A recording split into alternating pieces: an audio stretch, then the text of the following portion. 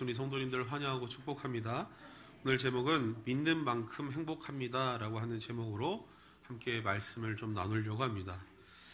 제가 이 군산에 한 번씩 가면은 저희 조카들 때문에 너무나도 재밌습니다. 지나가는 이야기로 야 삼촌이 나중에 아이스크림 한번 사줄게 라고 하면은 아이들이 와서 꼭 이렇게 물어봅니다. 언제요? 사실 저는 지금 당장 사줄 마음이 없습니다. 지갑도 안 가져왔는데 아이들이 계속 물어봅니다. 언제요? 언제 사줄 거예요? 언제 줄 거예요? 근데 사실은 아이들은 제가 사준다고 얘기했을 때부터 먹진 않았지만 그때부터 아이스크림을 먹을 그 행복한 그 생각에 잠겨 있습니다. 1분에 한 번씩 와서 물어봅니다. 언제 아이스크림 먹어요? 저희 조카가 3명인데 3명이 돌아가면서 물어봅니다.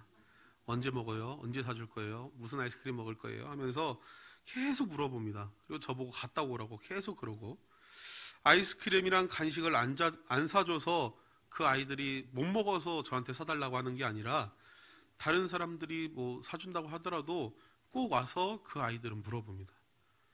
아니 언제 사주냐고. 근데 다른 사람들한테는 그렇게 이렇게 잘 안 물어보는데 꼭 저한테는 와서 1분에 한 번씩 물어봅니다. 그 이유는 무엇이냐면은 제가 사준다고 하면은 무조건 사준다는 것을 이 아이들은 알기 때문에, 아이들이 당연히 나는 먹을 거라는 걸 알기 때문에 저한테 와서 물어보는 거죠. 근데 저희 누나가 저희 누나가 이 자기 딸들한테, 조카들한테 이 사준다고 하면은 그 한번 지켜봤습니다. 과연 애들이 몇 분에 한 번씩 가서 이야기할까. 놀랍게도 한 번 딱 이야기하고 아이들이 안 물어보더라고요. 그래서 제가 물어봤어요. 왜 너한테는, 저희 누나죠, 너한테는 왜 안 물어보냐 라고 하니까, 야 계속 귀찮게 하면 있던 간식도 못 먹게 하는데 나한테 물어보겠니? 라고 얘기하더라고요. 이걸 보면서 아이들이 살아가는 방법을 그 어린 나이에 배웠구나 라는 것을 느꼈습니다. 내가 아는 만큼, 내가 믿는 만큼 행복하게 살아가는 것입니다. 어떻게 행복하게 살아갈지 경험에서 배우고 그 경험을 통해서 우리가 살아가는 것이죠. 사실은 우리가 이 살아가는 삶과 신앙생활 사실은 똑같습니다. 어떤 사람은 이 신앙생활을 하는데, 어떤 사람은 좋은 집에 살고 좋은 아파트에 살고 너무나도 좋은 환경 속에서 살지만 날마다 불안하고 쫓기듯이 사는 사람이 있습니다. 멀쩡합니다. 근데 어떤 사람을 보면은 우울증 약을 먹으면은 그 사람이 무너져요. 얼마나 그 집이 좋은 집안인지 몰라요. 부족함 없이 살았어요. 근데 교회도 잘 나와요. 그런데 불안함 속에서 매일매일 갇혀있는 사람이 있습니다. 제가 사역하면서 아직도 생각나시는 분이 계신데, 어떤 사람은, 어떤 그분은, 죄송한데 이건 제 개인적인 생각입니다. 제가 봤을 때 그분은 헌금을 내시면 안 되시는 분이에요. 대충 어떤 상황인지 좀 짐작이 가시죠? 정말 너무나도 어렵게 하루 벌어서 하루도 못 먹고 사시는 분이 계신데 매주마다 몇천 원씩, 만 원씩 11조를 내시는 분이 계셨습니다. 교역자들이 무슨 일을 하고 있으면은 꼭 오셔서 음료수라도 하나씩 주고 가셨던 분이십니다. 그분이 음료수를 사오셔서 감사하다, 우리에게 잘해주셔서 감사하다 생각난다가 사실 아닙니다. 이분을 보면은 눈에 기쁨이 있습니다. 정말 어렵게 사시는 것을 모든 교인이 다 아는데 베풀면서 사셔요. 단돈 1,000원이고 2,000원이고 100원이고 200원이고 그 사람을 위해서 요구르트 하나라도 드리려고 노력하는 모습. 얼마나 그 얼굴 표정을 보면은 재정적으로 어려우신 것을 우리가 알고도 있는데 얼굴을 보면 가난한 얼굴이 아닙니다. 기뻐하는 얼굴입니다. 어떻게 이런 일이 우리에게 일어납니까? 무엇이 우리에게 행복을 가져다 줍니까? 무엇이 우리를 또 불안하게 만듭니까? 사실 우리는 정답을 알고 있죠. 하나님밖에 없다라는 것을 우리는 알고 있습니다.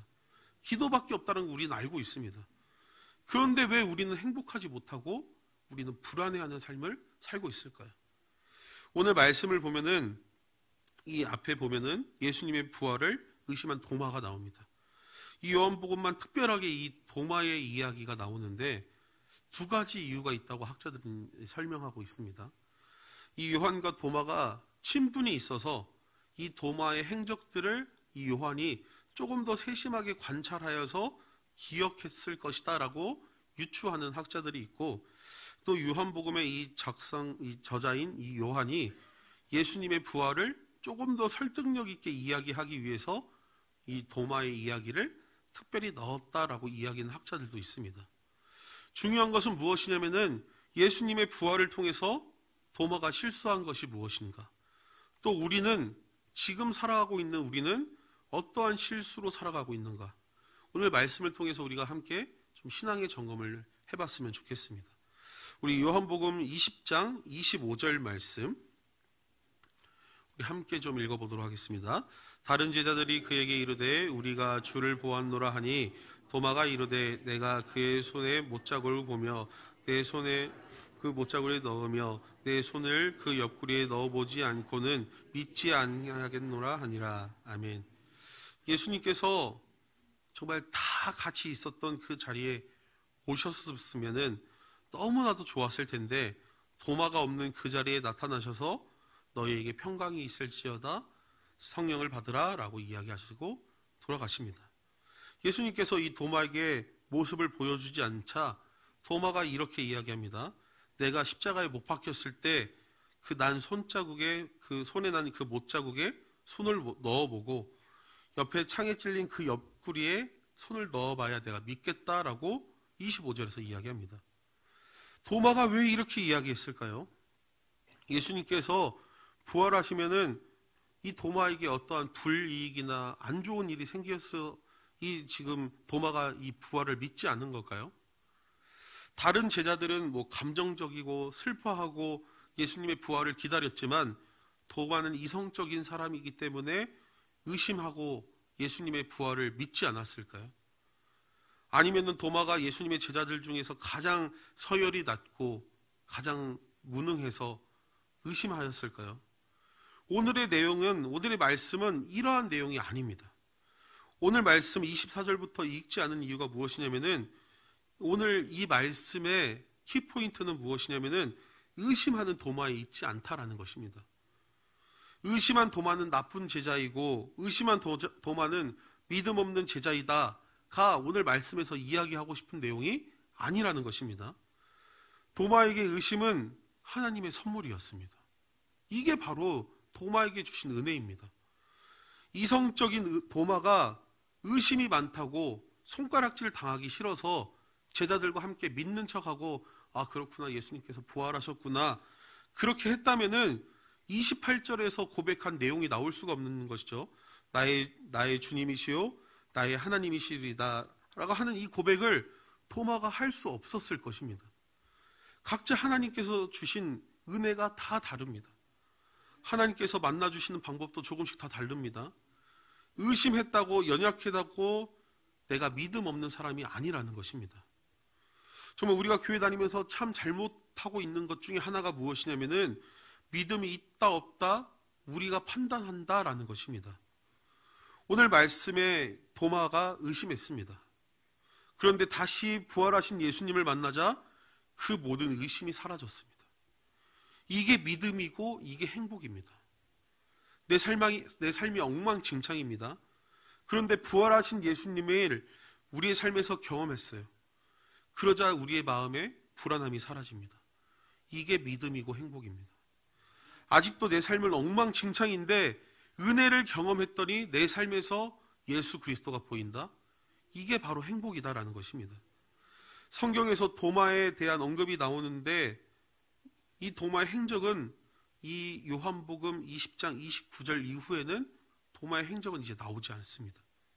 그런데 부활하신 예수님을 만난 은혜를 입는 도마는 어떻게 살아갔냐면은 교회사를 살펴보면 교회 역사를 보면은 도마가 선교를 하기 이제 시작합니다. 인도까지 가서 선교를 하고 결국 인도인의 창에 찔려서 그곳에 이 도마가 순교하여서 도마 순교자 교회가 세워집니다. 그리고 이 도마의 이 피로 인해서 인도의 7개 교회가 세워졌다라고 이 역사학자들은 이야기합니다. 의심 많았던 이 도마가 어떻게 이 이집트, 이 인도, 이 문명에 이 파라오와 이 이집트 문명으로 쩌들어 있는 불멸과 내세의 믿음이 강력한 이 미라를 만드는 이 문명에 어떻게 하나님의 그 나라, 천국을 선포할 수 있겠습니까? 이 믿음은 어떠한 크기가 아닙니다.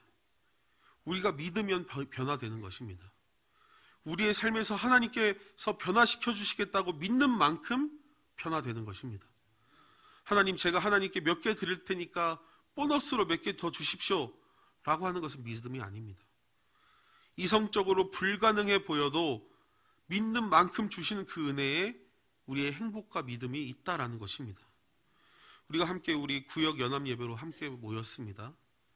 오늘 담임 목사님께서 설교를 안 하시니까 출석 체크를 안 하시겠다라고 생각하시면서 많이 도망치시지는 않으셨겠죠. 네, 오늘 그렇게 오셨다면 잘못된 믿음으로 오신 것 같습니다. 그 출석부와 사진을 누가 다 정리하는지, 네, 그렇게 말씀드리면서 숨 막히시겠죠. 네. 사실 오늘 이 구역 모임을 모여서 나누실 내용은 내가 이렇게 화나고 이렇게 짜증나고 이렇게 황당한 일을 겪었는데 차에 달려있던 이 십자가를 보고 이 액세서리를 보고 부활의 능력으로 어떤 사람을 용서해준 역사가 경험이 있다. 또 자녀들에게, 남편들에게 화를 내려고 했을 때 갑자기 성경 말씀이 떠올라서 화를 삭히고 편안한 마음으로 가족들을 대한 경험이 있다. 그런 짧은 이 이야기들을 좀 나누시면서 부활하신 예수님을 경험하는 기쁨이 무엇인지 함께 나누는 귀한 은혜가 우리 구역 식구들에게 있기를 소망합니다. 믿는 만큼 믿는 것이 은혜입니다.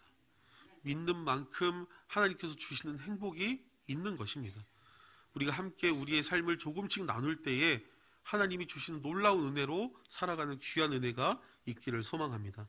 함께 우리 다시 복음 앞에라고 하는 찬양 함께 부르시면서 우리가 기도로 좀 나아가겠습니다.